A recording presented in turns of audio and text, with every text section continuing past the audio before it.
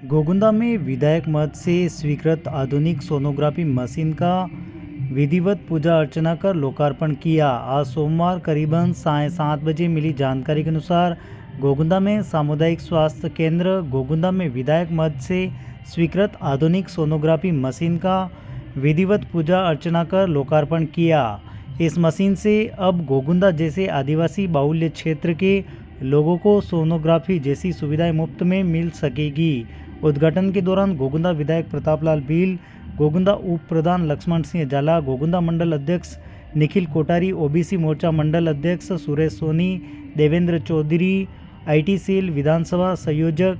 सुरेश तेली, पवन सोनी, हरी चौधरी, कमलेश चौधरी, युवा मोर्चा महामंत्री जितेश पालीवाल, जीवन प्रजापत, लोकेश खवास, गोगुंदा वार्ड पंच कालू गमेती, वार्ड पंच कमलेश तेली, रोशन प्रजापत, प्रभुलाल प्रजापत, गोपाल वेद, भवानी सिंह सहित कई कार्यकर्ता उपस्थित रहे।